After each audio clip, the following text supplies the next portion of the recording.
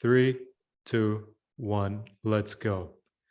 So, hello, everybody, and welcome to another episode on the George Habib podcast. I am clearly George Habib, and we have a special guest today joining us for an episode. Say hi, Ben. Hi, everyone. Perfect. So, that's Ben, guys. And the topic of today is a pretty interesting one. We are going to be talking about finding success in Dubai as a businessman. And before we move on to that topic, I would like to ask you all, if you haven't already done so, to like this video, subscribe to our channel, and if you truly want to spoil the both of us, to click the bell notification down below, because doing so helps us get out there on YouTube. Having said that, let's get to the topic, Ben. You ready? I'm ready. Let's go. Ooh, I love that enthusiasm. Number one, Ben, can you tell us about your background? Yeah, absolutely. So yes, like I said, my name's Ben. I'm from the UK originally, small little town in Oxfordshire. Everyone always asks where that is in reference to London. So we're like about an hour, just over an hour away from London. So yeah, grew up, fairly normal life. Always loved creative side of things. So I was always drawing, doing art when I was a kid, that sort of stuff. And then when I kind of got to sort of like high school, secondary school age, around sort of like 11, 12, all I did was design skateboards, t-shirts, snowboards, football kits for Chelsea, greatest team in the world. All stuff like that, really. And then, when I got to school, I kind of realized that was a thing called graphic design. And then I just really wanted to push myself at that. So I studied graphic design at high school level. But it was very entry level. It was very simple, this is what it is. And starting to get used to these programs and what they're called, and hearing of this thing called Photoshop. And that's when I realized I could take my designs that I was doing all by hand and actually put them on a computer and get them in a print ready kind of format to actually design something. So yeah, from there, then that was it. That was my goal. I just wanted to design. I just wanted to create. So it was really just throughout school. I would go to school, come home in the evenings, teach myself Photoshop, Illustrator, then a little bit of like web development to try and, put myself on a platform to get me out there a little bit. Mm-hmm. Left school and went to sixth form, studied a range of different things at sixth form, which is like college across the rest of the world. And it was just not for me. I was kind of done with learning at that point. So I kind of stuck it out for 2 years, got my grades, got my A levels, and then just kind of moved on, really. That's Did you ever do university or post high school? No, so I think because like when I was at that point, so like in the UK, I don't really know how it works elsewhere in the world, but in the UK, you do high school or secondary school up to 16. Then you've got a 2-year period where you can go and do college or sixth form. And then at 18, you go off to university. And like I said, I was in that college sixth form period. I wasn't done with learning. I was done with learning the way school taught me. I was very much a self-learner. I've been doing it since I was like 12, 13 years old, learning how to build websites, learning how to design, what Photoshop is, what Illustrator is, how you design designs for print and get them ready for posters, flyers, t-shirts, skateboards. I was learning all that through YouTube, through Google. And it wasn't a case that I thought I could teach myself better. I was just trying a different form of learning. And I guess I was kind of done with the traditional school educational route, really. So in other words, you were basically what people would call headstrong and a self-learner in the UK, but what parents in the Middle East would call an absolute failure. Yeah, I think it was, I was very lucky that I had kind of support. I mean, neither of my parents went to university. Like my partner, Georgia, her family went, and kind of that was the route she always wanted to go down. And like, her whole family loved that sort of thing. But for me, it's very much, my parents didn't do that. My dad didn't even get any grades when he left school. He went straight onto building sites at like 14, 15 years old and just stayed there. So they were always very supportive of, whatever I want to do, as long as I put my full effort into it, then they were all for it. So I was very lucky in that respect. It's good, man, because like, honestly, I feel like that's not the message we're teaching people these days. I did a whole video about it. Some of you guys know, but basically I feel people keep pushing university, but the returns just aren't there. It really depends. I think like if you're going to be a teacher or in the medical field and things, then obviously it's essential. You've got to have that. Even there, you could argue that, it's a bit outdated in the forms of the way they do things, and you have to have it for X job. Yeah. But I think, especially in the creative fields, it doesn't, I've seen people over the years that have gone to university, studied a digital marketing course or, web development course. And the problem is, by the time it takes to get those educational resources into university, takes a couple of years. Then to teach it takes 3 or 4 years in a course at university. So by the time you come out and you're looking for a job, you think you've got all the skills, but actually your skills are like 5, 6, 7 years out of date, because the digital world just changes so rapidly. Like, And there's no literally experience. no experience. That's the, it's always that thing, right? Everybody wants a job with an employee with experience, but then how do you get the experience? So it's that foot in the door that you need. But like I say, by doing it yourself, going and doing it for friends, for family, for things like that, especially in the creative fields, I think it's so much more enriching in terms of a CV, in terms of a personality, than like I say, any kind of degree or grade really would. I completely agree. And we're kind of seeing that change in the job market today where people with university degrees are struggling, but people who just went into the trade and they got years of experience, they're actually doing quite well with none of the debt. But we're digressing a bit here. Ben, I want to ask you, before you came to Dubai, what was your career like? What was your life like? It was fairly good. I mean, I still lived at home with my parents, so I had it pretty comfortable. But I was very much, we're in the countryside. We're in the rural countryside of Oxfordshire. It's literally fields and trees. Whereas now, like I say, living in And Dubai, hobbits? it's skyscrapers and concrete. So yeah, yeah, not quite the hobbits, but yeah, it's very much that. You watch Lord of the Rings, that doesn't look that far off, kind of where we live. So yeah, it was good. Don't get me wrong. I had a good group of friends. We'd go out, we'd go down the pub, you'd go watch football. But it wasn't that I didn't like that. I was just looking for the next thing, for something else, for something different. It was comfortable, and I don't necessarily like comfortable. I like a challenge. I like something new. So I guess that was probably the reason when I started thinking about, getting out of, the town I lived and grown up in for 26 years.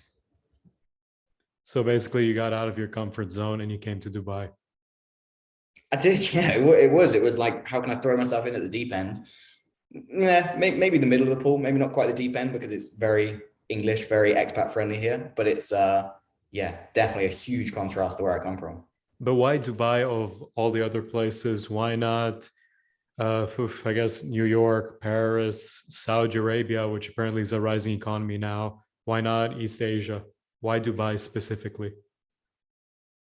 To put a pin and exactly why that is, I guess is difficult. I mean, New York was definitely on the list. It's somewhere I've never been. Well, I mean, Dubai, before I decided to come here, I'd never been. I'd been through the airport. That was about it. New York was up there, definitely. I think it was just because I come from such a rural countryside town. How do I go to a big city? How do I go, fast-paced, action-packed, very entrepreneurial spirit, and the more I looked at Dubai, the more I spoke to people, the more it sounded like, it was the right fit. And, I'm a year in, and I like to think that so far it has been. But it was very much that. It was just, very, very slow-paced countryside to a very fast-paced city was the biggest contrast I could make, and was going to be the biggest challenge, which I really wanted. Exactly. I mean, like, to be fair, there's no countryside here, there's just desert. Yeah, there's not much grass at all. So it's yeah, it's quite nice seeing some grass when I do go home. But no, I quite like the city. It's definitely for me at the moment.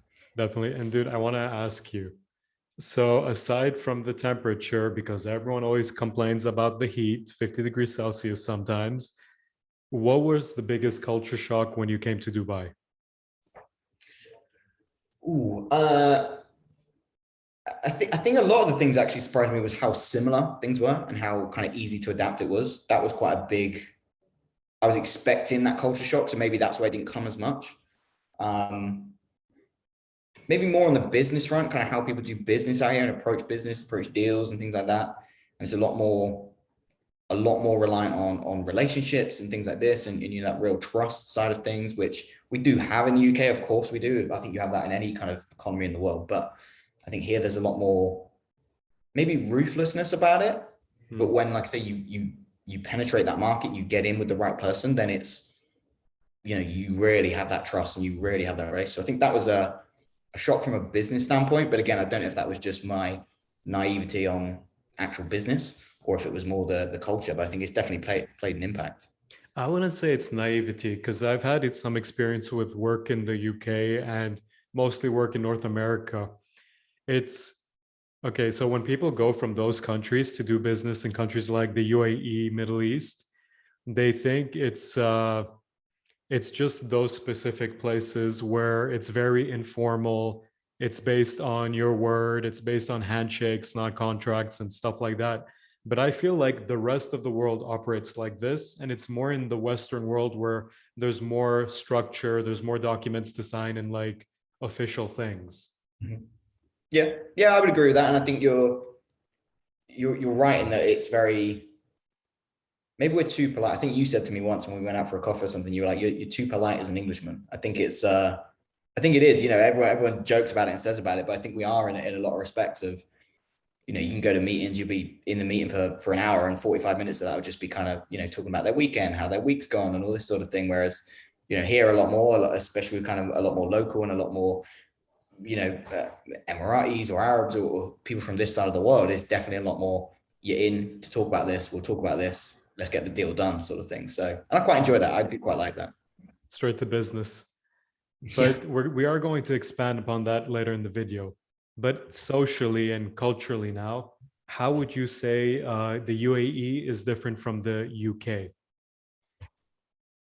So I think it's again, it's difficult for me to say exactly why, because for me, like I say, I come from a countryside. I never lived in the city. I never was around, that many people, that kind of big environment with things to do all the time. That's been the biggest difference for me. And that's one of the huge reasons I moved here was I could go from, getting to a weekend and being like, do we go to the same place that we've been to, 100 times? Or do we go do something new? And with Dubai, I absolutely loved it. I could go and water ski one weekend, jet ski the other weekend, but then I could equally go and hike a mountain, and I could walk around the city, and I could walk around the biggest mall in the world. Like, there's all these things that are just on your doorstep that is just so great to do. And I love that. But I don't know if that's just, like I say, because I've not come from a city. I've come from literally a town where we had, to put it in perspective, I always use the example of, you guys here have like Deliveroo and Talabat and Just Eat. We had Just Eat in the UK in our town, and we had one restaurant on it. That was all. And even that was like, you'd have to wait 2-3 hours for delivery and things. Like, that's the scale of what we're talking about. You've got one Indian restaurant, whereas here, you're absolutely just influxed with all these. I mean, I don't know if it's a small town or just a UK thing, because I know this is a bit of a stereotype, but you guys aren't known for really being culinary pioneers. Your No. most famous chef just yells at people. I don't even know what he specializes in. Yeah, I mean, You know what I'm talking about, right? yeah, oh yeah. I'll Gordon Ramsay. Gordon Yeah, Ramsay. it's yeah, I think you're right. I was having this conversation with my partner this week because it's the Jubilee weekend, so everything's very British. So we were talking Still about kind of what alive? we were kind of listing off like what are the famous kind of, in a job she was putting on, a British spread of like food, and we were like, what are the Guys, British? by the way, we're talking about the Queen. I'm not surprised his girlfriend's still alive. I'm surprised the Queen's still alive. We were but yeah, we were trying to narrow down kind of what are the most British foods. And when we were talking about them, we were like, they're all just beige foods, just beige, Beans and bland, toast. like, yeah, it's like pies, fish and chips, like Dude, toast. It's like all you the guys beige. have started wars. You guys have occupied countries just for a bit of nutmeg and cinnamon. I don't think yeah, I think we're going way off track now, but yeah. Ah, no, no, I like this conversation. But yeah, like, look, Dubai is, it's a big cities have like in my opinion, from my experience, they have like a wide range of restaurants, small family business, immigrant businesses, and things like that. And I think like UAE, like Dubai at least, is no exception. You're going to have like these wide varieties of restaurants, food, things to try out, activities. But what I credit the UAE with is that, in my opinion, the government doesn't get in the way of that. They kind of foster this variety. Whereas I'm not specifically talking about London because that's not my experience. But in places I've been to, like New York and Montreal and Toronto, I feel like instead of like fostering this diversity and encouraging the growth of like all these different things, the government just kind of gets in the way with it, with like regulation, rules, taxes, all that kind of stuff. Yeah, and I think that does trickle down into the community and the element of business as well, because again, that's what, when people ask me this at a networking event, I'll always say that here feels so welcoming to businesses. I think especially I didn't really do too much, but I dabbled with networking in the UK, and not all of them by any means, but some of them felt a bit more, the people were there to literally to sell and to get what they're getting out of it. And that was all. Whereas here has definitely got that entrepreneurial spirit of, look, I'll take you for a coffee. I think like yourself is a perfect example. You were one of the first people that said to me off the back of a networking call, let's go for a coffee. Coffee led to another one, led to a beer, led to becoming good friends. So I and that never felt like there was any expectation of me to give anything to you there. And the same with everybody I met from networking. There never feels like an expectation of, I'll come and talk to you, but only if you're going to use my services. Right. It's like everybody's in the same boat. Everybody's trying to grow here. So everybody's trying to help each other out, just through whether it's some pointers or telling you where to take clients for a meeting, or whether it's going, oh, I've got this great contact, I can't help you, but I know somebody who can. It's definitely got that entrepreneurial, spirit, friendship, whatever you want to call it. I think it's definitely a lot more welcoming than I expected, maybe. Yeah, it just goes back to that thing where in the UAE, the Emiratis, they foster a great business environment. Yeah, it's not completely perfect. There are downsides to it, which we can get on, which we can look at later on. But overall, from all the cities I've been to, I've never seen a city that just is like a farm for business. Yeah. But also, before we get into the other topics, we haven't asked an important question.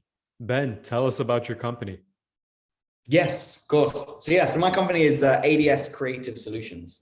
So we're a full service creative agency. So everything creative, marketing, design, that's us, and that's what we do. So we're a fairly small company. We've got 2 offices, one in Oxford in the UK, one here in Dubai. And we've got a team of 11, actually about to become 12 of us on Monday, across both offices. So it's good, and it's something that I joined 7 or 8 years ago now. And again, got my foot in the door just as an apprentice. I was the first digital employee. And that's kind of shown the trajectory of marketing, websites, design over the last 7 or 8 years, is the fact that now the digital department was the last thing that got added on to this 34-year-old company. Yet now it's the biggest department within the business. So I've worked to kind of grow that with the other directors. And then, we expanded to Dubai just over a year ago, offering everything, like I say, from creative, that might be logos, branding, photography, videography, through to websites, which is kind of my sort of specialist area, which is design, development, hosting. Might be a simple 2 or 3 page brochure website, might be a 1,000-page e-commerce website, mobile apps, all that sort of stuff. And then everything that falls under marketing. So you name it, we can market it. So it might be PR, it might be traditional print media that you see, down the side of Sheikh Zayed Road. It might be digital ads, social media, organic, paid. Really is just across the entire spectrum of creative and marketing. We do it. That's amazing, bro. And moving into Dubai, how was it like in that specific industry, in the digital marketing, advertisement, and creative industry? How is it like setting up your company here? Yeah, I mean, it's challenging. Without it was always going to be challenging, right? Opening a new office mid-pandemic as well. I don't really know why we chose mid-pandemic to do it, but touch wood, it's gone well so far. Yeah, I would actually argue that was a smart strategy, because everyone else was basically, the competition was basically dying. Mm-hmm. And like the cost of acquisition or capital would have been cheaper. I think recession is when people make their fortunes. It was a good move for us, definitely. And it's been one of those where, we did see a lot of agencies, a lot of businesses closing down, firing staff. Like, it was a terrible, terrible time. Yeah. But we managed to kind of use it as an opportunity. We thrived during that period, and we actually hired more staff. We opened a second office, and now we're kind of really pushing all what we do. Would you argue that having your main company in the UK gave you a more stable, secure place to operate out of, and then you could support from that stable place, even though it wasn't necessarily great for profits because of like taxation and stuff? From that stable place, you guys could better supply or support a team that would start out in Dubai? Yeah, I think so. I think there was many benefits to that. Of like, one is the obvious, you've got that backing of an established business. So like I say, the business has been going 34 years. We've been looking to expand for a couple of years. We were looking to expand to another office in the UK, but actually, you know, it turned out we saw an opportunity here where we could bring, because we have such a wealth of experience and all those, the skill set to offer that range of services. And again, we would never offer anything that we can't do to a very high standard. So it's we offer a lot, but we do it all to a high standard. And that's where we saw that gap here for us, is to come and bring that. There's a lot of web agencies, there's a lot of design agencies and creative guys, but there's not many that do all of it and do all of it very, very well. Yeah. That's our kind of area in the UK as well. That's what, like I say, we've been going 34 years. We deal with anything from, you know, 100 to 120 monthly active clients. Pretty much all our work comes off referrals and recommendations, just because we do a good job, and we've got such a backlog of clients that we've worked with over the years in all different industries and sectors. So coming here and bringing that here was like, we've got that to support us. We've got so many clients that knew people out here, put us in touch with people, recommendations and things like that to start with. But then it was, yeah, that extra thing to give us the push, right? So I think especially in Dubai, you know, Dubai itself and the country itself is, you know, 50 years old. So I think having a company that's established 34 is, it gets people's brains kind of ticking and get people thinking as soon as you say that, because there's not many companies out here that can boast of, you know, a background of that history and that heritage. But also we've got a bank of work we can show. You know, we work with a range of clients, a range of different sectors. So again, all the work we've done over the years has really helped to propel the Dubai side off the ground in, I say, is a very competitive market. So you came in with those advantages from the home base, and it's helped you in this market. But then I want to ask you, even though you've had these advantages from having the UK company, the support, the resources, and the expertise, have any of the characteristics of your company that are different from the characteristics of the UAE companies been a disadvantage to operating here? Like, what was a setback? That is a good question. And like, this is like when we refer to that being too polite or too friendly, things like that. Yeah, I mean, it definitely took us a while to find our place in the market, I'd say. So like I say, from the UK, because a lot of it comes off referrals, recommendations, and we're just well established, and people kind of knew when they picked up the phone to us what they were getting into, sort of thing. So I think here it was, you know, with the fairly minimal advertising and networking and things we did to start with, you know, the phone was ringing fairly often. We were getting a lot of calls come in. But again, it was people looking for a very quick, cheap, fast turnaround sort of agency. And that's not what we do. And we wanted to retain those principles of, we deliver things to a high quality. We could download a logo from a website, tweak it, put it out really cheap and quick and easy. But that's not us. That's not our values. That's not who we are. So we wanted to retain that. So I think it was very tough to, I mean, I don't know if this is really answering your question, but it was very tough to sustain those principles and essentially turn business away to keep those values there. But like I say, after a few months, once that ball was rolling, we started getting into the right companies and talking to the right people.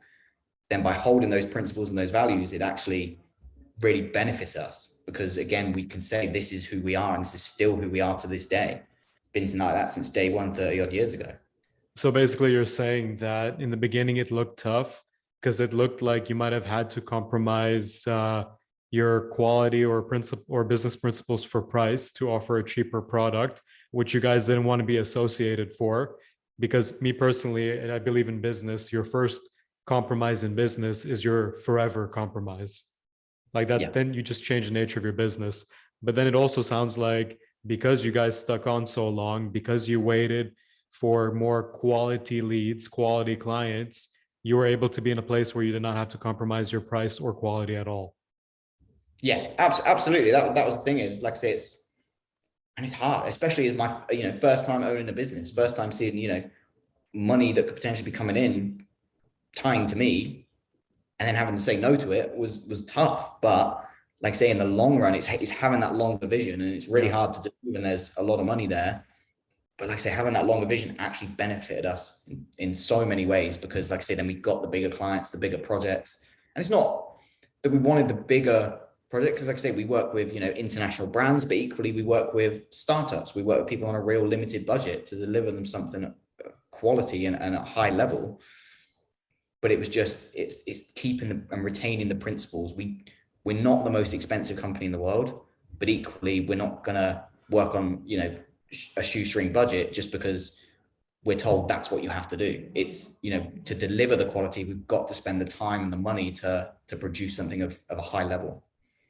That's honestly, but like that was the right move. Like looking back now, from what I've seen from you guys and from what you're telling me yourself, that was the right move, because even though it was difficult at first, you kind of started getting the clients you want, and then the word of mouth from them got you more clients of the level you wanted.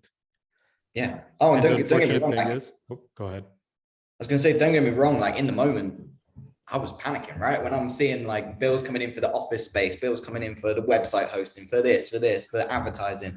I'm like, oh my God, like how long can we sustain? And like I say, it wasn't long at all. It was a few weeks, but in the moment, it feels like a long time when it's the first time Felt stretched out.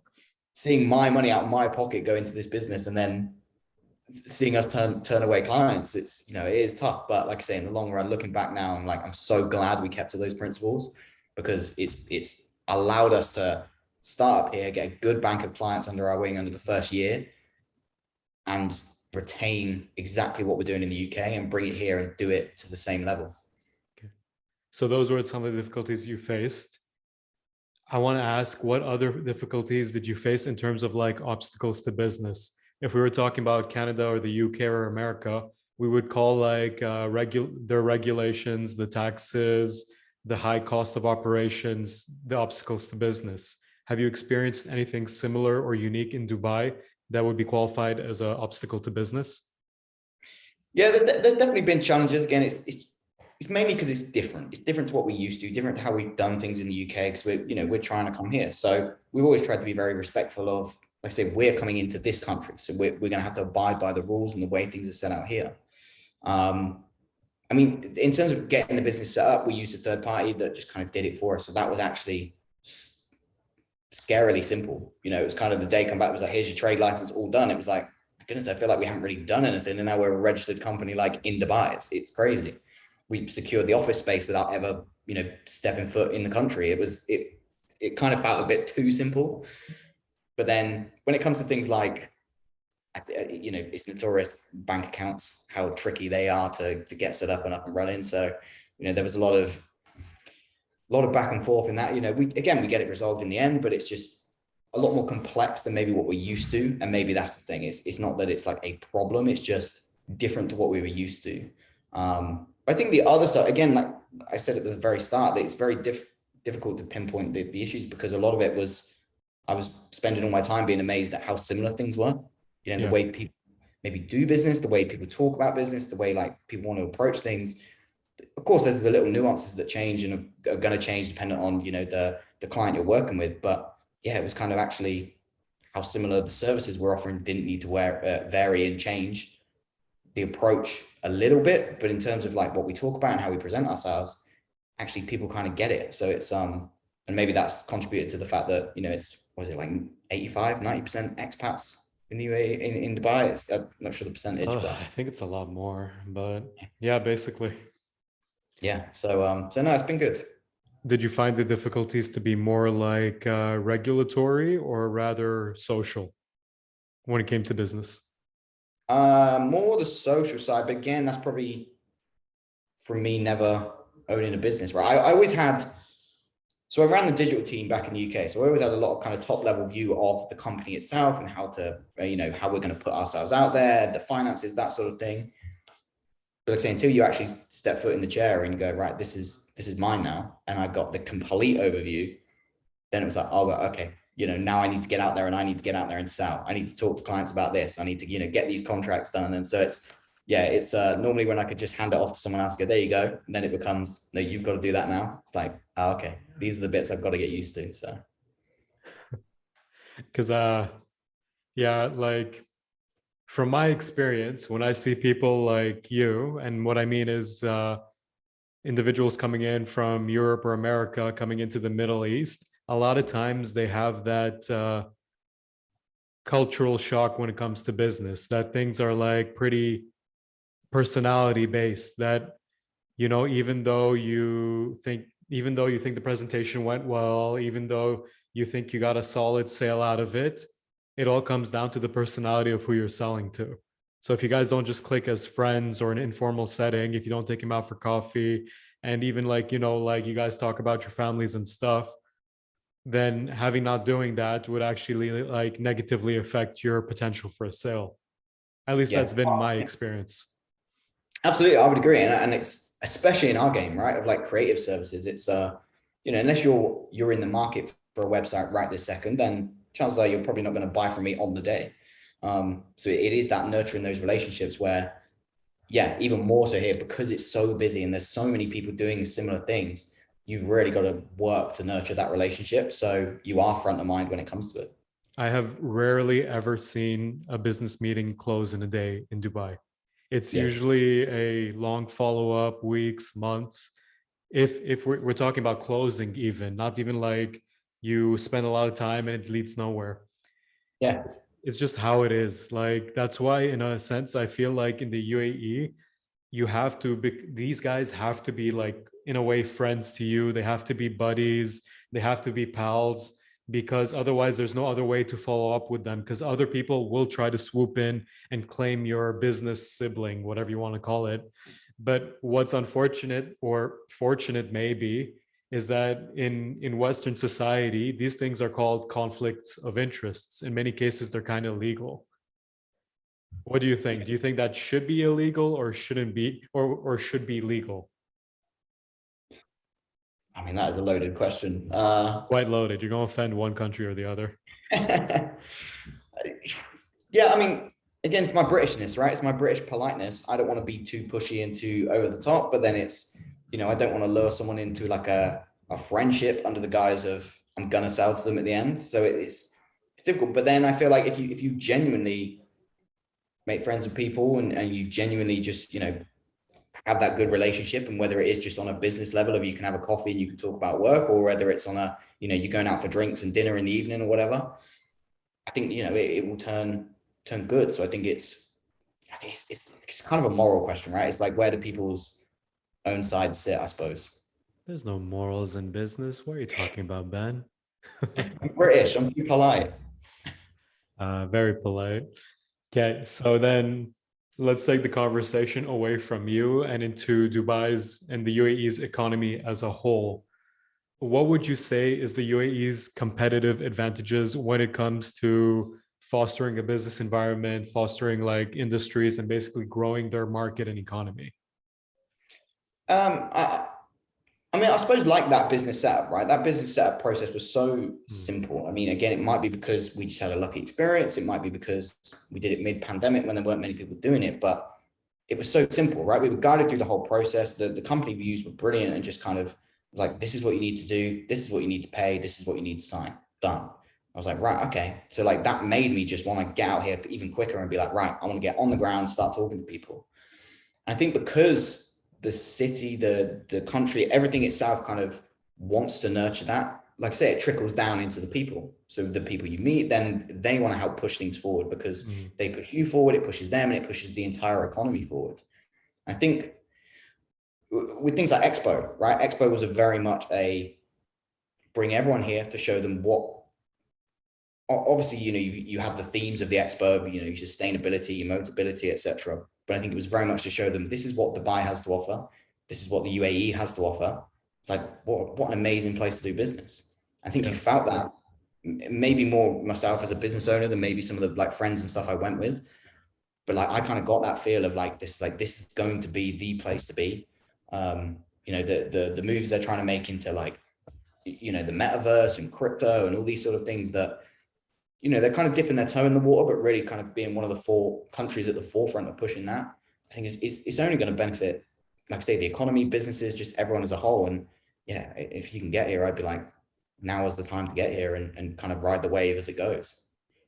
Yeah, like I'll give it to them, because with Dubai, at least, I feel like there's this mentality to just try new things with business, try new technology, new strategies, bring in overseas experts.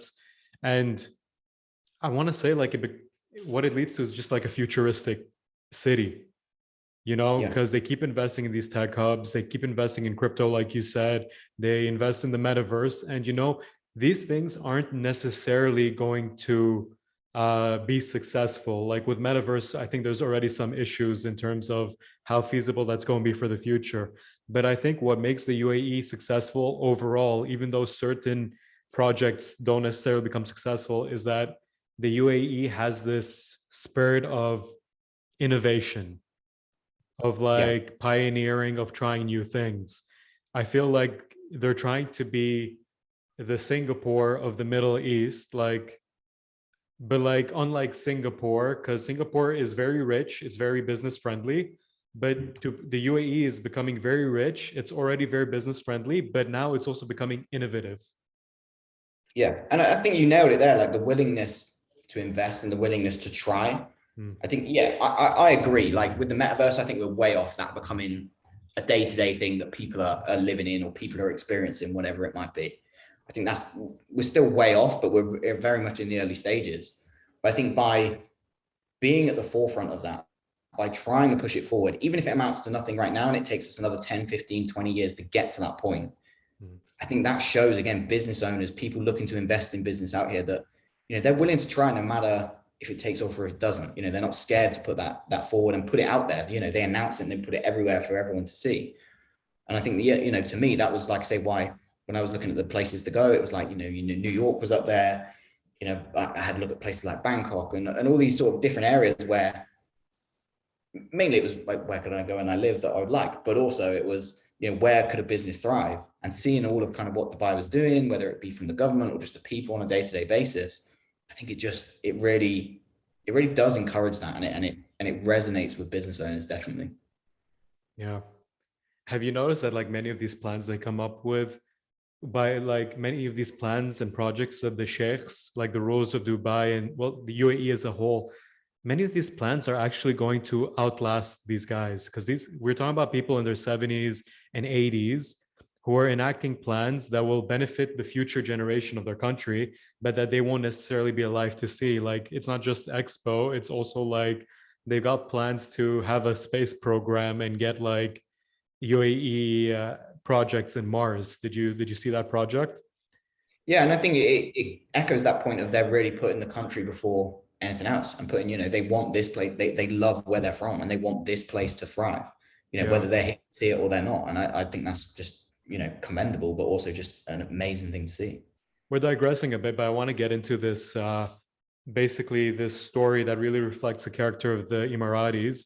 They have this thing which I learned as a kid in Emirati in a school here in the UAE. I'm not from the UAE, but they even taught us this story where it was basically an Emirati grandfather talking to their child and their grandkid, and the grandkid asks him, "Grandfather, why do you plant these date trees? They take 50, 60 years to grow, and you won't be alive to see the fruit." And then the grandfather basically says, "I plant them for you. I won't be alive, but you will be alive, and you will have the fruit from these trees." I think that's the mentality that reflects the UAE sheikhs, the rulers of the country. It's Yeah. something I see very little of in other countries. In fact, it's something I basically only see here in the UAE. That kind of mentality. Yeah, no, I think I think that nails it. It's very much feels like that. And again, another reason why I love it here so much. Yeah. But also, just to give a fair shake to the UAE, those are the competitive advantages. It's basically, we can agree, it's kind of a capitalistic country, but not capitalistic just for the sake of capitalism, capitalistic for the sense of innovation and the future. Mhm. But I want to ask, what is the competitive disadvantage? The cost of entry is high. I mean, that is definitely one thing. Like I say, you are moving to a city, but you look at So, the cost like, of, capital is high. yeah. So it's the cost of living and things here is high, but also the cost of entry for business is high. I mean, and again, that's improving, right? With the new visas and the new entry requirements and things Yeah. that are coming into place. it's definitely, you know, with the like things like the e-commerce license. Again, you know, that's such a forward-thinking way to be of, you know, we've known about e-commerce for years because we're in that space, right? We're developing these websites and these businesses that are just purely e-commerce. But again, a lot of countries around the world don't really recognize that on the scale of somewhere like Dubai is now, with just a specific e-commerce license to register your business, to get things set up. Mhm. You know, the freelancers, the influencers and things like this can now, you know, whether people that think And that's Ben, for these are advantages. I was going to These are say, when good people, things. yeah, but it's, well, you could argue with the influencer side, but yeah, I think that's all great, and it's getting better, but I still think the cost of entry, the cost of living, the barriers that presents, I think can be tricky for businesses. So again, you know, we wouldn't have been able to do it to the scale we have unless we had that UK business to kind of Yeah. support through that period. Because it would be very hard for me to come here on my own without a team, having to do the design, the web and things, and pay for an office, and pay for a license, and pay for medical insurance, and all these things that are required as a kind of a startup business. And I think equally, you know, setting up at that level then wouldn't have allowed us to get our foot in the door with the brands and the businesses that we have. So I think, yeah, I would say that's probably the biggest one that, like I say, if you're gonna look to come out here, then you've really got to have a plan of action, and have some kind of capital behind you to get to that point, really. So basically what you're saying is that there's no fallback. Like if you're starting a business here, you're putting your own resources into it. Yes, the returns are great if you're successful. Yes, it's easy to start a business here in terms of paperwork and legislation and legal stuff. There's not a lot of red tape. But let's say for whatever your reason, maybe you're not good at business, maybe the market crashed. Definitely COVID's been a big deal. Once your company crashes, it crashes. There's no like government insurance, there's no subsidization, there's no bailouts in the US, which some would argue is a good thing in a free market because there's no waste. But the reality of the UAE is that you don't have that much of a backup that you haven't made yourself. Yeah, I mean, I suppose, yeah, again, in the UK, you could set up a business doing what we do, and there'd be, you know, as long as you already had your laptop or your computer, whatever it might be, you could basically be up and running for nothing. You Yeah. know, you register your company, you might have to spend a few pounds doing things, but yeah, in terms of here, you've got to put that initial investment into, again, it's partly because I've moved into the country, so there's a lot of, you know, elements on that side, but like I say, just setting the business up. And then, yeah, I mean, you could argue that's a good side, that there's no kind of, you know, fallback option, because it really spurs you on to be like, you've got to make this work. Yeah. But equally, like I say, that safety net is removed. And like I say, when you're putting that big kind of investment, that big bit of capital up front to register the business, to get the office space or the desk or whatever it might be, then yeah, you know, you are risking a decent amount of money, even at the smaller scale. You're still risking a lot to hope it works out, really. Yeah. You basically got your training wheels removed, and you know that's basically pioneering. You know, that's capitalism. You go like pioneers, you go out into the wilderness. The return is you get a bunch of land. The land could have gold in it, it could have oil, stuff like that. But hey, you know, a bear can still eat you. So in a way, the market is kind of like pioneering. You go in, the return is huge. Your company can be the first in its field. You can make millions of dirhams, but the risk is always there that it does not work out, and you know you're not going to get your investment back because you made a gamble. Yeah. Oh yeah, absolutely. Yeah. So now I want to move away from the UAE and go to something you're more familiar with, which is the United Kingdom. So, you know, let's get our first impression from you. What are the competitive advantages of work or starting a company in the UK? So I think I just kind of said one of them of how easy it is, right? You can set up, you can get your business registered, you can be, you know, up and running within a day and have it all finalized and set up. And again, you've got all those safety nets behind you where you've not got to put a huge amount of capital in to set up. And then, like I say, you know, if you are a big company, then, you know, you've got government and things behind you that can help support you in those instances. So So yeah, I mean, that's a good one. And I think it does encourage that kind of entrepreneurial side of things, because like I say, the barrier to entry basically isn't there. It's removed almost completely, because, you know, if you're a kid who's, you know, really into skateboarding, you want to start a skateboard company, all you've got to really do is register your company, buy some decks from a supplier, and then start printing your designs on them, right? So it's like you can be there and at that point straight away, especially with social media and things now. It's so easy to as well to, you know, get the brand out there. But, you know, that's worldwide. I'm going off the UK thing, but yeah. So I guess that barrier to entry is kind of removed and it's very simple. But then equally, you know, does that really encourage people to really push on and drive that as much? You could argue yes, because again, the barrier's gone, so you can go straight in, you know, full steam ahead to try and drive that business. But equally, it's, you know, you've got a safety net behind you all the time. Are you really going to be pushing yourselves that much? I don't know. I guess that comes down to the individual. So that's the advantage. What's the competitive disadvantage? I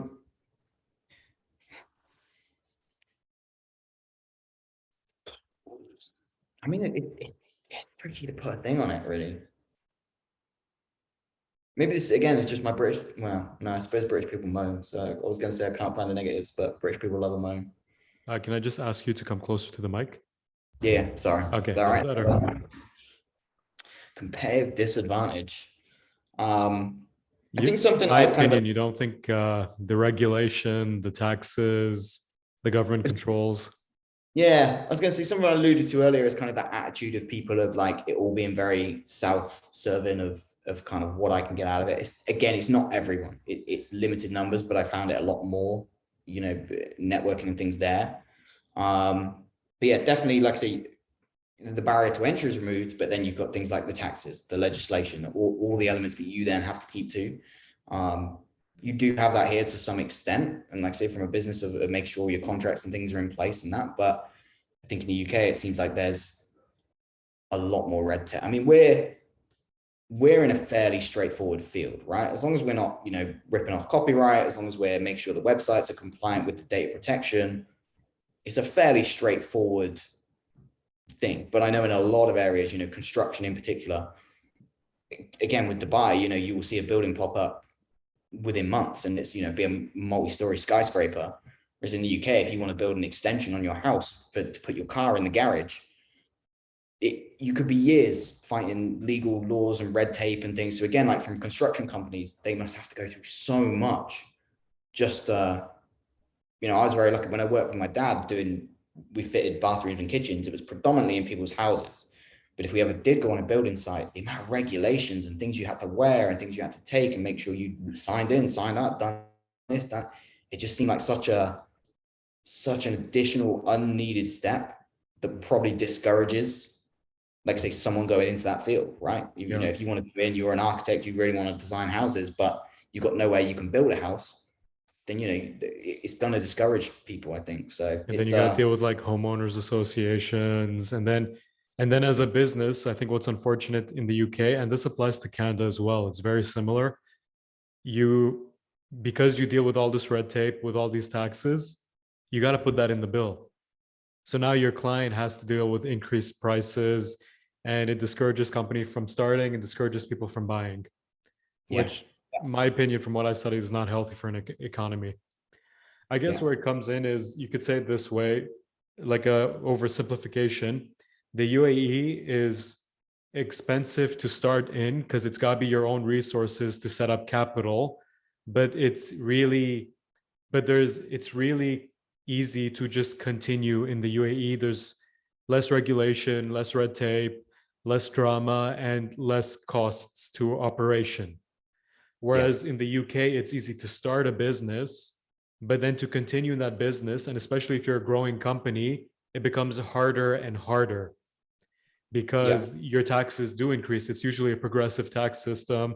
Your regulations increase. You have to adopt HR boards. You have to adopt documents. And that's why I feel like in countries like Canada and UK with a lot of regulations, accountants are king. Yeah. Oh yeah, absolutely. It's a thriving area in the UK, but it's like I said, there's it is just it's the red tape. It's the every time you feel like you're getting forward, then it feels like someone's trying to pull you back, and it's And whether that's like say through documents or through taxes or even that, when you have to put quotes out and you have to put, a big markup on the tax and be like, well, we have to pay it. We've got to pass it on. It's tough for people. I don't know if I ever told you I hate taxes. Look, taxes for me, and this is like a personal thing, they are necessary. Every society needs taxes. But it's like if you're continuing to paying an increase in taxes, but you're getting less and less back, that's an Yeah. inefficiency. I Oh think, yeah. Ben, I don't know if you'll agree or disagree with me, but I want to compare it this way. I feel like in the UAE, the sheikhs, the Emiratis, the rulers of the Emirates, I feel like they see themselves as stakeholders within the market of the country. Like I think they know that they're in a position where if the economy does well, they do well as active participants, active, whether it's investors, shareholders, or even business owners themselves. So a healthy economy is something they truly want to see. And like you said before, that trickles down to everyone else in the country. Whereas in the UK and Canada, parts of the US, and a lot of Western Europe, I feel like the government does not see themselves as a stakeholder or investor or shareholder in their own markets, but rather as like a landlord, imposing regulations, saying, don't touch this, you can only do this. These are the terms of your lease, because a lot of times these things are literally called leases. And if you don't abide by these rules, I take your property, you can leave, and then someone else will take your spot, and the cycle goes again. Yeah. I think I would agree with that. And there's a lot of arguments for why that is without getting too political. But like you say, when you've got prime ministers, presidents, they're there for a short period of time. They've maybe got 4 or 5 years if they're lucky, in a long period, long stretch. It's, yeah, you could argue are some looking to see what they can get out of it in that short period, or some looking to, like you say, see how can they make this country thrive. And, and like you say, the bigger they build things here, then the more they're going to benefit. Sure. But it genuinely feels like they really genuinely care about the country and its success. And I think that is rare to find sort of around the globe, really. I agree. And like that's interesting. You mentioned the when you have like term limits like 4 years or 8 years, that's not really a lot of time to make a vision or to carry out a vision for the country. You can't make like a 20-year or a 30-year plan if you're an elected president or elected prime minister. Most of the time you're actually focusing on re-election rather than actually doing anything in your country. A lot of people who know me know I have my own issues with certain forms of democracy. Yeah. And But especially like we just said about the red tape, right? When you've got that much red tape in the way, and it's going to take someone 4 or 5 years to get, these, whether it's laws or whether it's legislation, whatever it might be, passed through, that's their entire term. It's based on one piece of legislation they're trying to get to. It's like, again, it's difficult to do that in such a short period of time. But whether that's a good or bad thing, I'm definitely not educated enough to know that. my opinion, it's basically a terrible thing. Because like also we're just talking about like assuming the same person gets in charge. But let's say a party gets in charge, enacts a piece of legislator, and then the legislation, and then the other party gets in charge, the opposing party, and then they just remove it. So it's like, okay, what were all those years about then? Yeah, yeah, you could argue there's a lot of conversations in the UK with Brexit and all these sort of things, but yeah, that would be way That's like I say, way politics. above way above my head to discuss. Maybe another day. But okay, so back to the UAE. You, Ben, as a person who is from the UK, worked in the UK, worked in a business in the UK, is starting a business now in the UAE. Culturally, where do you credit the Emiratis as having these cultural strengths that actually make the UAE a strong place for business, commerce, investment? What is unique to the Emirati people? Ooh, you are not giving me easy questions today. Not supposed to be, Um, I but I know you'll give a good answer. I feel like I'm answering every question the same, but because they have fostered such a culture of business and commerce and pushing things forward and being innovative and at the forefront of things, it really does reflect in the business. Like I said, I knew I was a driven person, but I was probably quite internally that way. Whereas getting here and seeing everyone else being like, right, I'm going to help you, I'm going to push you forward. And it's the Emiratis, but then it passes on to the British expats. It passes on to everybody else here. So everybody I kind of communicate and come into contact with, it feels like they have that same drive. And like I say, it's rare to find elsewhere that everybody is that way. It's So, infectious. yeah, it really is, because it's, and again, it's like we were just saying about, you know, the sheikhs and all of this sort of stuff. Like, if the country succeeds, they succeed. In business, it feels like everyone's like, if you succeed, I'm going to succeed. Because if you Yeah, get a big job, you might get me in. But, you know, I'm not trying to directly sell to you. I'm just trying to foster that relationship so that I'm front of mind when that opportunity comes up. So again, I think that has all come from the top down. I think that's genuinely just been the attitude of the country for the last 50 years, that is now, you know, going to help propel this country for the next 50 years. Is that attitude everyone has taken up to this point is then been passed on to everyone else to take it to the next level that, like we said, you know, people might not even be here to see, but they know they've left that legacy of this is what we're striving towards. I completely agree. I think it's a matter of basically in certain countries where business is controlled, you'd have to be a very motivated individual to overcome all that. But where in places like the UAE, where business is kind of like let free to do whatever it wants or whatever is necessary for its growth, that's more of like a very motivated community instead of an individual. Yeah. So I guess overall we see like it's stronger. We see the market being stronger here in the UAE. Oh yeah, absolutely. So having said all that about the UAE, Ben, from your personal point of view, where do you see the UAE in 5 years? 5 years. I mean, whenever anyone mentions 5 years now, I always think of Expo, because I'm like, there was that photo, right, of Expo Land where there was nothing, and then there was what is essentially an entire little mini city built in 5 years. So, and probably no one would have predicted that could have got to that level. So I think they're just going to continue to push and to innovate, and it's hard to know where the world's going to go. I think in some aspects, COVID slowed things down, but then in a lot of aspects, COVID really fast tracked a lot. I mean, in our space, we saw a lot of businesses go digital that would have probably put it off for another 2, 3, 4 years. Yeah. Had to, right? Consumers weren't out and about, so they had to go digital. And I think, again, I feel like Dubai is just going to be at the forefront of that. So whether it's the metaverse, whether it's NFTs, whether it's, you know, the whole Web 3.0 kind of area of crypto and all this sort of thing, I just feel like they are just going to really be at the forefront and push that. So I think this will be the place that people look to go, what is the next big thing? Dubai's doing it. You know, the UAE is doing it. This is what's going to roll out across the world. And I feel like, you know, it's going to be, you know, and I don't mean this in a negative way by any means, but like a bit of a testing ground for people, because it's so set up to handle that, right? Like cryptocurrency payments. Yes, it's happening around the world, but not in mass numbers and not in a big scale. But I feel like, you know, Dubai will probably be one of the first, if not the first, to really adopt that and really push that forward, whether it be in, you know, compulsory in some aspects, or whether it's, you know, just opening up. So it's, again, the barrier to entry is removed and more people can accept crypto payments. Once a city, you know, on the scale of Dubai starts operating in that way, you know, London's going to be quick to follow. Shanghai's going to be quick to follow. Singapore's like, everybody is going to see what we're doing here. And I feel like that doesn't really answer, but in like 5 years, I just feel like it's just going to continue to push and develop. And doesn't sound like that long, but I feel like in a Dubai world, that's a long time. And Dubai will have so much innovation in that short period. Dude, Dubai can do a whole lot with 5 years, way more when compared to other countries. Yeah. Again, that red tape, the legislation, but also just the drive of wanting to push it forward.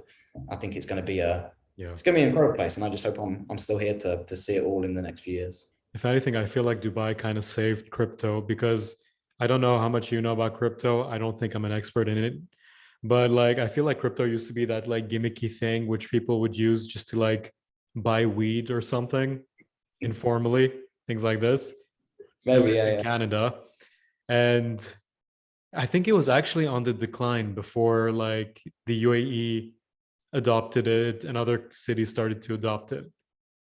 But now Yeah. that the UAE adopted it, and they're kind of basically the first major city to adopt it, I think it's going to like, cause a big resurgence in the different cryptos, especially if they're going to be utilized for other stuff.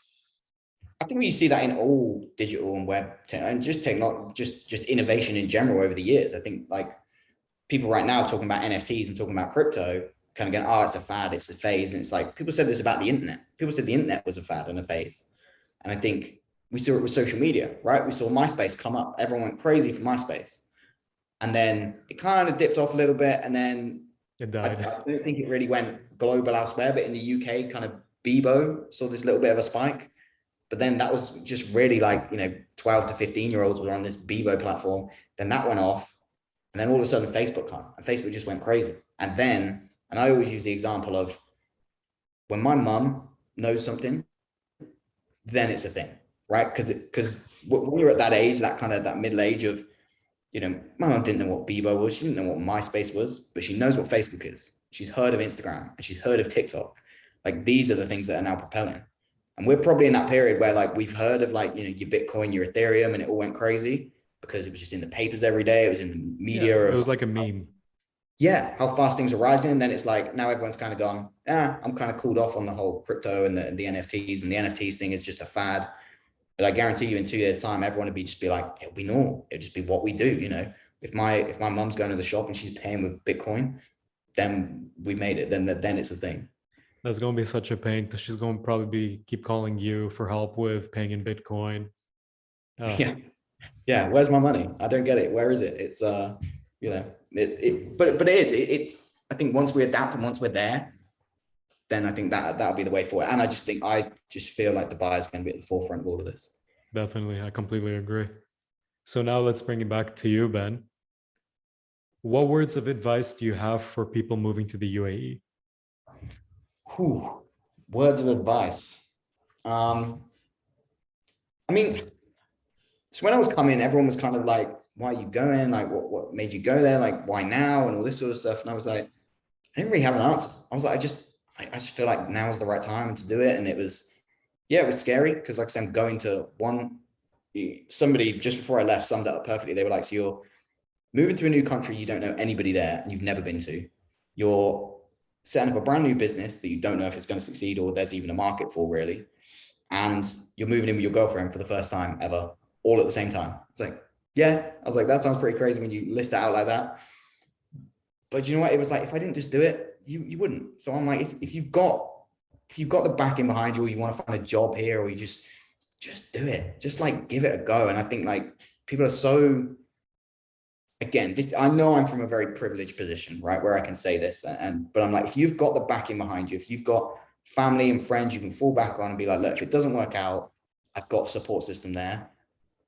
Why would you not just give it a go? And I'm like, this city, I love it, right? Don't get me wrong. I spent years working hard to get to a point where I could come to here.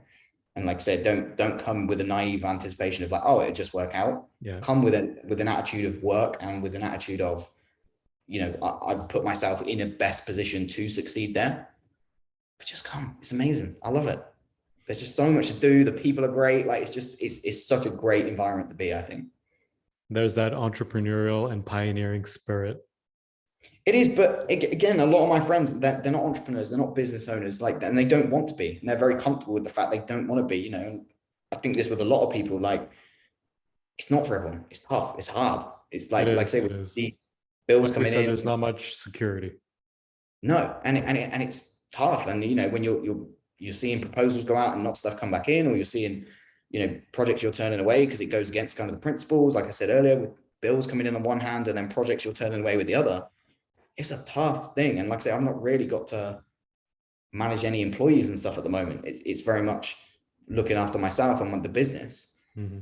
But at the same time, it's a tough world. So if you just want to come and be an employee here and still work hard and build a great life, you can do that too. Like, you haven't got to be a business owner to be incredibly successful and incredibly happy here.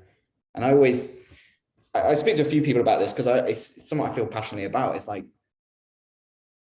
you don't need, 10 million dirham to have the best time in Dubai. If you live within your means, you can still absolutely have such an incredible time and enjoy it and love it. So I'm like, if you can do that and be happy and just be happy with what you've got, then, I think here is just the place to be, with so much on your doorstep to do. Some of it costs money, some of it's free. One of my favorite places is just going to Kite Beach. There's nothing around there. You pay, 4 dirham to park, which is like 80p at home. And then, like, I'll have the best day just like hanging around down there and stuff. So it's like, there's so much opportunity business wise, but personal wise, I think it's just, yeah, I mean, if you can't tell, I love it. No, I couldn't tell at all, Ben. No, no. Let's do another hour-long video on it. No, but I completely agree with you. I completely agree. There's a lot of potential here. And as you said, it's not for everyone. Some people still want to live in the Shire. Yeah, yeah. Oh, But absolutely. I like to see my friends and things do. My family does. My brother's there. Like, yeah. and they love it. And for some people, it's right. For me, I'm sure it will be right one day. But Mhm. for now, like, I just want to seize an opportunity that I've got in front of me. And it's like, well, why not just take the I jump? And honestly think young people should move to cities, make their way, learn everything, make their investment savings, and then when they want to settle down, at least be in a comfortable spot to do so. yeah, I think, yeah, some people want to, and, don't get me wrong. Like, I've got friends that just wanted to get married, have kids and have a house. And that is their dream. And I'm like, I get that. And part of me is a little bit envious of that because I'm like, I wish that's what I wanted. But right now, I don't. I Dude, want to go and you're still young. You're still in your 20s, man. exactly. So it's I've got all this time and opportunity, and I'm just like, this is the right thing for me right now. I'm not saying it's for everyone, but like Yeah, if it's something you want to do, then I would say just go for it, whilst you can. completely agree. And just quick words of advice for businesses when they come here. Like in one sentence, can you just, or couple, can you tell them what to expect and what to do about it? Um, it's tough. Don't get me wrong, because as much as I say there's an entrepreneurial spirit and everyone wants to help you, at the same time, everyone's got to pay their bills too. So it Yeah, is tough. So do try and come with a plan, and you've got to be ruthless with it, and you've got to really want it. Um, like I say, one of our values, our company values, is like the passion, and it's like, because that is from me. I do this because I genuinely love every website I work on, every logo I design, because I can be creative and I get to do all that stuff I was doing as an 11-year-old kid. Sometimes I feel quite lucky to sit here and be able to just essentially draw pictures all day to make a nice logo. Like, there's a bit more that goes into it, but that's the gist. But I all think, my graphic designer friends are screaming right now. but you've got to, yeah, I mean, trust me, when I'm sitting doing hours of research or presentation proposals, it's tough, but I can just do it's it myself. I don't have to hire you. just doodle. It's easy. No, but know that it is tough, and you've really got to work at it. And Dubai has this perception of this very glamorous, fancy. Oh, everyone's on yachts, everyone's at beach clubs, and by all means, people are, and I am one of those people a lot of the time. But I feel like I have earned that because I have spent, 6.5 days of the week to earn my half day where I can go and just chill, And I think it is a very much work hard, play hard city. Yeah, Um, you've got to work hard, especially for a brand new business. Like I said, we had it where we come from everybody knowing who we are and giving us referrals and recommendations to not a single person knowing our name, who we are, what we do, never heard of us. right. So it's tough. It's tough to get out there and it's tough to drive forward. But like I say, if you work at it, then it's I'm not going to be one of these cheesy people that says, "Oh, anyone can make it." You've got to work hard. True. I completely agree. Ben, we are coming to the conclusion of the episode, and frankly, it is quite an excellent episode. I want to ask you the final question. Ben, where do you see yourself in 5 years? And keep in mind, your girlfriend might be watching. I never like these questions, and I never ask these questions in job interviews or anything because I feel like it's something I would never like to be asked in an interview. But I definitely see myself here. I mean, I love Dubai. Like, I feel, I wouldn't have set up a business here if I didn't see myself settling for a good amount of time.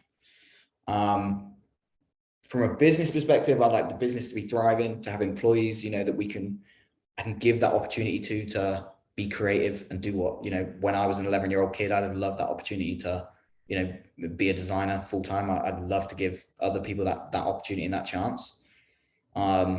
Personal life, I'm just happy how I am right now. So I think like just continuing to grow up on. I know it's such a cop out answer of being like where I am now, but happier. But it is, I won't say too much in case my girlfriend is watching and it starts expecting. But no, just happy family, happy home life, happy social life, happy work life. That's all I can ever ask for. I don't want to say in 5 years I want to have 10 million dirham. I just want to be happy. If I'm happy with my life, if I can do the things I want to do and and be comfortable at it at the same time whilst having a happy home life, then I see it as I'm winning. Dude, that's a pretty genuine answer. I appreciate that answer and I respect it. Thank you. It's good. I appreciate it, man. Honestly, Ben, thank you for your time. Thank you for joining us and thank you for your insight. I do feel this was a very beneficial discussion. I feel like people coming into Dubai and even people who are already in Dubai should check out this video. It's got some really good insight. Do you have any final words for us?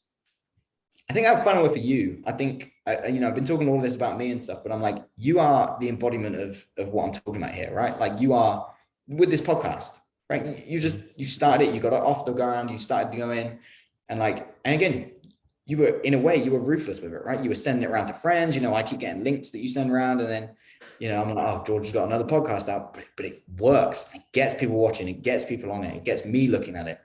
I said the topics you're talking about are the topics that people my age, people slightly younger than me, slightly older than me, they're not hearing about why you shouldn't go to university. They're not hearing about, why you shouldn't put all your stock into a relationship.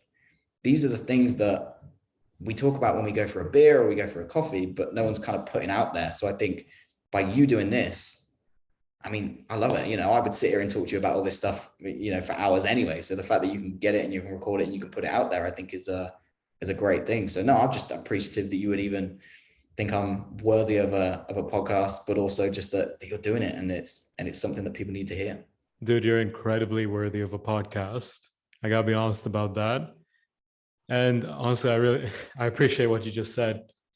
And yeah, look, when I'm doing this podcast and when I do all the other projects in my life, I do agree that growing up in Dubai kind of prepared me for it, because I don't really expect anyone to carry me through this. I don't really expect it to have an energy of its own if I don't have any energy.